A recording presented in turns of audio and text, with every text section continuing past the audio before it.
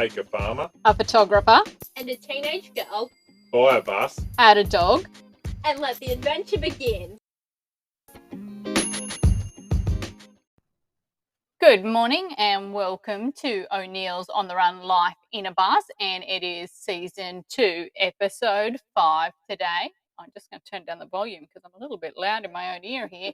And we're travelling from Birubi Beach to probably Stroud. Tom has been working flat out like a lizard drinking, so he is at work, and Ali is doing podcasts. Yeah, hello.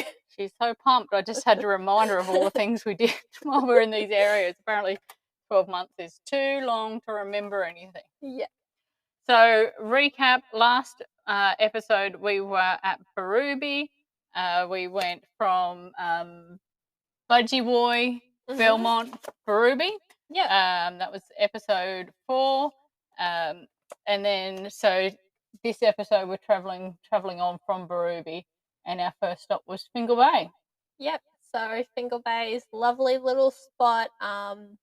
Great beaches. The caravan park that we stayed at was the council-owned caravan park, and it was just across the road, right on the beach. Very dog friendly. And it was a tight squeeze with the bus. We was like inches off a permanent van getting onto our site, but we got onto a site. So and there was rabbits. Rabbits, yeah. Rabbits everywhere. But on the way from Birubi to Fingal, we actually stopped out at Shoal Harbour. Yeah. On the way, and Tom and I walked around to Mount Tomaree, and we saw some dolphins and things. Al stayed in the bus and done her schoolwork and had a little experience. Yep. So a group of people about my age in school uniforms walked past and rattled the door because I'd locked it. And then this old lady, so we were parked across from this retirement village, an old man walked across and opened the door. This is before I locked the door. And came up the stairs only to see me looking at him, and immediately ran out and went back across the road. Yeah, so I don't know. Ali got a bit of a spook, and people got some spook. So yeah, definitely. That was our first sort of real thing with lock your doors. Yeah. Because I guess we're country people and we're a little bit slack on locking our doors. But yeah, so when Al's in the bus now, she locks the door unless she has the dog. And then she doesn't bother locking the door. But we had taken the dog for a walk and to look at Shoal Bay and wander around.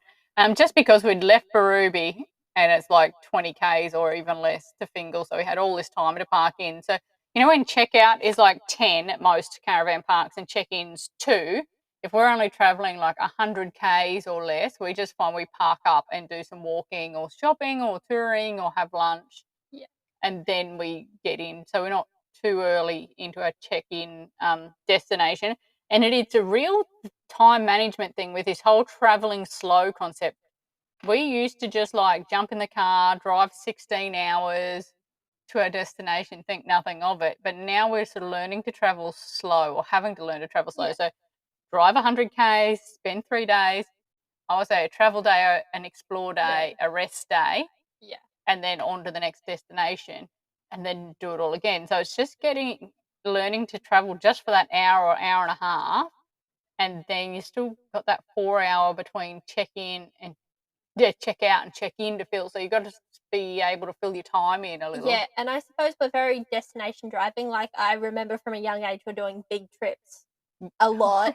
So it's very much destination. You just go from point A to point B, and I think now it's about learning to, do the detours and like, oh, there's a cool waterfall up here. Yeah, we've seen 100 waterfalls. Let's go and see this one. Right, like, yeah, and we also, because we lived quite remotely, especially when Ali was little, and we've always done long haul driving, it's like leave at 3 a.m. Yeah. Be all packed the night before, wake up at 3 a.m, drive for 15, 16 hours. I think the biggest drive we done was 26 and a half hours from Cairns to Tamworth in one hit. We stopped for 3 meal breaks. And you and Dad just went like this from 1 a.m. that morning? Yeah, we just rotated drivers for 26 and a half hours. So that was a kind of travelling we were used to doing. So now it's sleep in, clean everything up, pack the bus, have a late breakfast and a walk, check out at 9:30, 10 o'clock. Yeah. Drive 45 minutes, have another walk, have an explore, drive another half hour, 45 minutes, check in at 2 o'clock.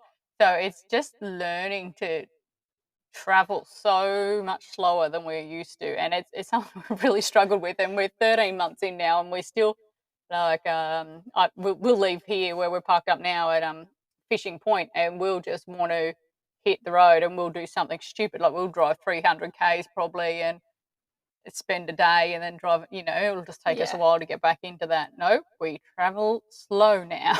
And Dad's very much like, you say, oh, we should stop here. And Dad's just like, no, directions. But he's also the one driving the bus. So Yeah. I know it's like driving it's like driving a cab truck. So you can't just pull it up anywhere, like turn down any side street and get snookered. Yeah. Have to plan a little bit. But yeah, so okay, back on track. We went to Fingal Bay. It was $66.40 per night for 2 adults, a teen, and a dog on a big bus site. It was a beautiful concrete slab, beautiful lawn. I think the site was 14 meters long, and we were 11 and a half. Plus, we were towing motorbike trailer at the time. Dad had to jackknife. Yeah, we had to. That was the first place we had to unhook, but we just jackknifed it onto the site and then unhooked it. Tom's pretty good at managing a trailer because he's backed cattle trucks. Yeah. So if he can back a cattle truck, he can back a trailer and a bus. So he's pretty good at doing that. And we stayed at Fingal for 5 nights on power. And as Ali said, it was the council-owned one just opposite the beach. And the staff there were so amazing, getting us onto site and super accommodating and informative. And clean. I mean, other than the rabbits, it was really clean and tidy. Lots of permanents, but clean and tidy, like weekend permanents, not like the only problem I'd probably have with it is about Thursday you start to get a lot of the like travel in, and by Friday it's we stayed through the week, so we just done like Monday to Friday through the week, and Monday was quite a lovely day. Tuesday, Wednesday were very quiet, lovely, peaceful, and then Thursday there was more people, and Friday there was more people. And then when we checked out Saturday, it was like chocker. So it is a weekend destination, like a lot of those places on the coast, I guess. But that was the only downside. Go midweek if you can. It's perfect. Yeah, so it was our longest stay up until that point, 5 nights. It was the first time we'd stayed any more than 3 nights, I think. Yeah. And so while we were there, Tom got his phone fixed because he'd smashed that the day before we left Tamworth. Yeah. So he finally gave in and got that fixed. And Ali and I went out to the Shark and Ray Centre at Bob's Farm. Yeah, which was really cool. They also have the butterfly house there, which is amazing. But there's lots of like tanks, and they walk you through. So it's a guided tour, plus you can pay extra to swim. So I did that. I went in swimming, and it was really cool. And there was lots of Port Jackson sharks there, and I adopted one, and I called it Larry. Yes. Ali loved one in particular. I thought they all looked the same. But yeah, you get to feed the sharks and the rays. You can walk through the water with them, swim in the deeper pools.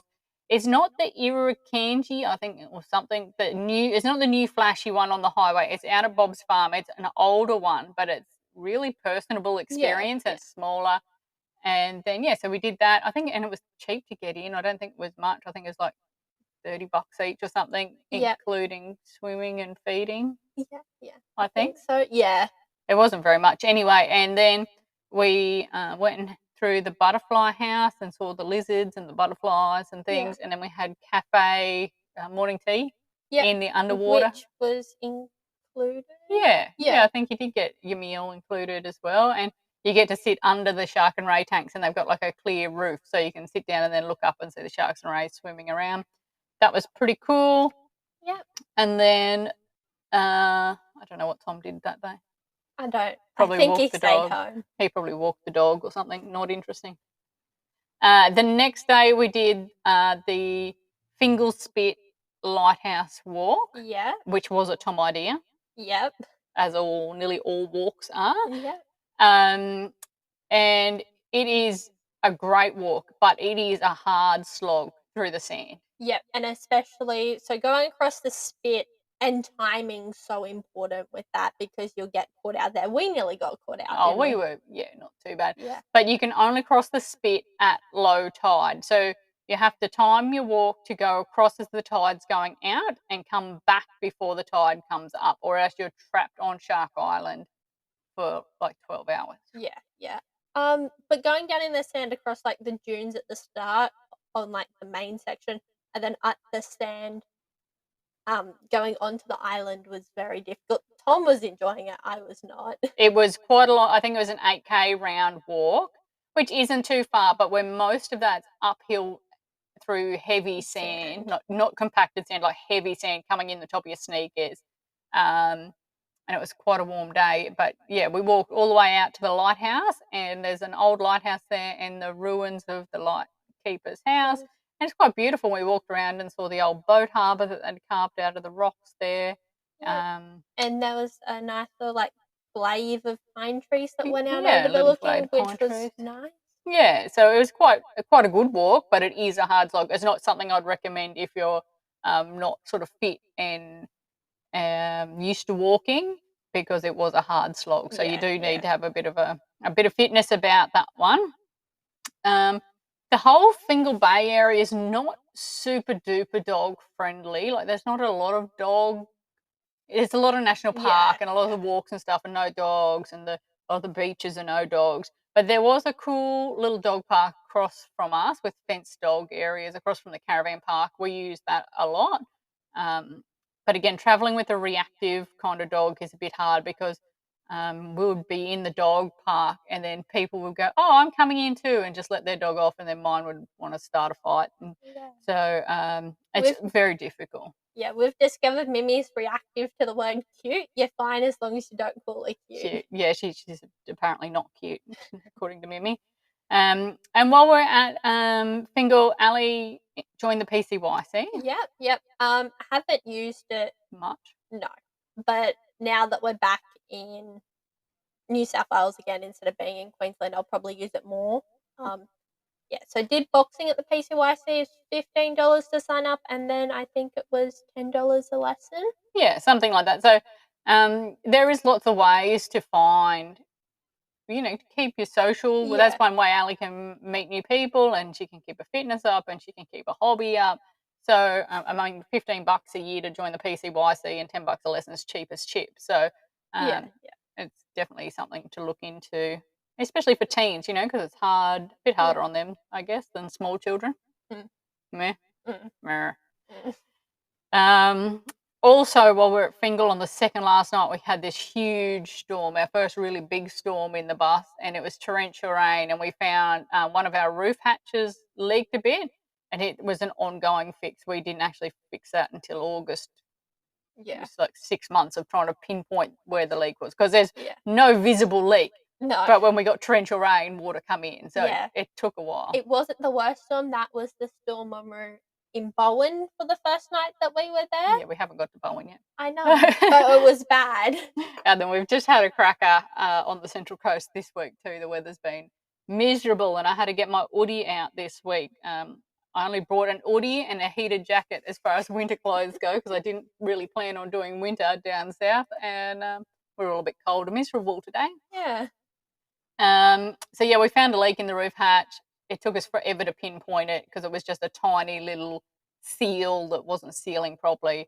But it's better to find these things early in the trip, I guess. We still have a few leaks just on the front. Little ones, and condensation on the glass is probably one of the bigger problems. I don't have Tom here with us today, so I can't remember where he got coffee every day. I know we went to the little pub at Fingal, and we had burgers and stuff around there, and we went to a 50s burger joint in Shoalhaven. Yeah, that was pretty fun. I forget what it was called, but they had these cheeseburger spring rolls, which were like the bee's knees. Yeah, it was like a retro burger place, and it's right on the corner, opposite like the jetty and stuff in the main Shoalhaven harbour area. So that was pretty good, and we done our first ABC radio. Well, you did. I wasn't involved with that, nor was Dad. So from time to time, ABC Northwest gives us a ring and checks in, and we do a little radio interview all about bus lifing and where we're at. So we've done our first one of those while we're at Fingal, and I think we really love that area. I would go back to that area and spend some more time there. The weather was great. Yeah, as long as it's not like weekend or the sites, is probably Dad wouldn't want to back onto the sites again. Yeah, well, he got there, and we're not got trailer now, so it'll be a bit easier. Because we just unhook the ute and then do whatever you like. It's easy, So after 5 nights at Fingal, we moved to Clarence River Caravan Park. No, we moved to Clarence River, and the caravan park was William River Park. I keep getting that. I keep saying, getting confused. I keep call it the Clarence River, but it's actually the Williams River, but the town's called Clarence River or Clarence Town. Just to be like, it's so confusing. Why would you call a town a town Clarence when it's on the William River? Why is it called Williamstown? I don't know. I get confused all the time. But it was $40 per night powered, and we went. It was 77 kilometres from Fingal to Clarence. I'm just going to call it Clarence because it confuses me. And we stayed up the top in the closer to the amenities and things, up in the top section of the park. And then down the bottom section of the park is all like grassland and along the river, and it's very lovely down there. But we were there on a long weekend, and it was so full of bogans. So many bogans everywhere, noisy bogans down there. But up the top was nice and quiet. But it's just not as picturesque as the bottom ones. But I think apart from a long weekend, and it would probably be very nice down along the river. Probably, yeah. Yeah, but a beautiful spot, little pontoon out in the river, lovely little town. We walked around along the river there. It was some misty rain and stuff, starting to get into that autumn weather. We stayed at Clarence for 2 nights, and on our second day we drove around. We went out to Dungog, checked out Dungog, had morning tea at a lovely little coffee shop there. Was that the antique op shop store? It might have been. Yeah. And then on the way back, we went through Stroud and cased that out for moving up that way. And we went to the Farmer's Wife Gin Distillery. Yep. Which was fabulous. I didn't get to taste the gin, but the pizza was very good. So we had a pizza and a tasting plate, and we done gin tasting. Yep. And then I bought about $400 worth of gin. Yep. Yeah. To be fair, I not long finished it, so it did last like 8 months or something. Yeah. But I did buy a lot of gin there. It was very, very good. And Mimi had her like a little heart attack because this big fluffy dog, she barked at the dog, and then this big fluffy dog, which was massive, one of those big Saint Bernards. Yeah. And like Mimi had a proper heart attack and nearly dragged Mum like across. I was leading her past this table, and I knew there was a Saint Bernard under the table. I think she thought it was just some kind of big fluffy rug or something until it moved, and then she barked at it because it moved and it spooked her, and then it stood up and she just shat her pants pretty much and just legged out, dragging me through the cafe area while this big dog nearly dragged the table to get hold of her. It was probably funny for everyone else, but it wasn't funny with me water skiing behind Mimi as she legged out from this big hairy bear that she thought was about to eat her. And then after we had eaten pizza and tasted many, many gins, we headed back towards Clarence, and we stopped at Rock Frog Winery, which was just a quirky little winery out of the way, but they did have a very good port and a very good Shiraz. And the hosts there were great. We tried heaps of wines. It really topped off my afternoon after a heap of gin. So, I did name ourselves the Booze Bus after that because we'd just done like Cessnock in the Hunter Valley and broke, and then we went ginning, and then we bought more wines, and we had so much bougie booze on board. Well, I just called us the Booze Bus. We did have 3 bottles of alcohol into last night, but I finally finished one. We did not. Well, there's 3 open ones. Now there's only 2. Yes. We're managing. And then after the 2 days at Clarence, we poddled off to Stroud Showgrounds. And as we left Clarence, we had to go over this tiny little narrow bridge with wooden slats. And so Mum would have been in the car behind us, but I remember being in that. That was a wonderful experience. So Dad was going across and it was cursing under his breath because like the whole bridge was making that horrible noise, and you're like, we're going to fall in here. And then a car tried to go on the bridge at the same time as him.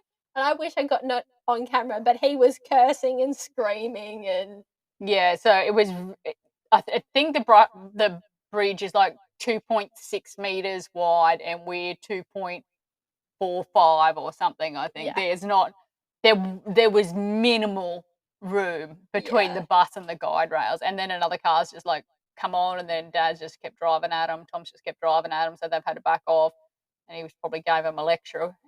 Not that they heard it, but everyone else did. But the old wooden bridge, really narrow. The mirrors just went over the handrails, thankfully, or we would have lost the mirrors. But we got across there and we lived, and we poddled on to Stroud. It was 39 kilometres. It was $27 per night powered, and we ended up staying for 3 nights. We were going to stay for 2, but we ended up staying for 3. Stroud Showgrounds has beautiful, clean amenities and a free swimming pool at the entrance.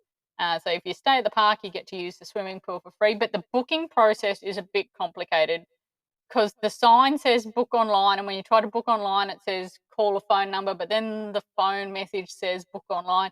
But anyway, eventually we just parked up and the caretaker come and found us, and we paid him cash, and it was all good. Yeah. But it was a process. Stroud, the showgrounds, the back of the showground backs onto this nice sort of like forested little area. creaky, bushlandy area. Yeah, which was really nice. And we were there at the start of autumn, so it was foggy and cool and that misty mountain autumn weather, which is, I hate the cold, but I do love those mornings. They are beautiful. The only problem is that it did rain straight for 2 days. Pretty much. Yeah, otherwise it would have been very nice. We had to use a laundromat for the first time to get clothes dry. We got the little golf car serviced there while we were there. I know we got lots of coffee there, but Tom's not here to tell me what the cafe was called. I don't remember. We went to the pub for lunch, and it was pretty good. It was like a new bistro-y area at the back, nice and tidy.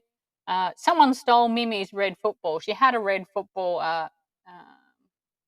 what they called, the iconic red footballs from the AFL, and we put it down outside a coffee shop where we had coffee, and someone took it on her, which was devastating. Yeah.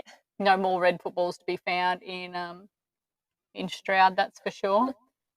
It rained a lot, but we sensibly parked on some hard gravel on a bit of a ridge at the showground. So we were nice and hard, and we got to use the fire pit for the first time.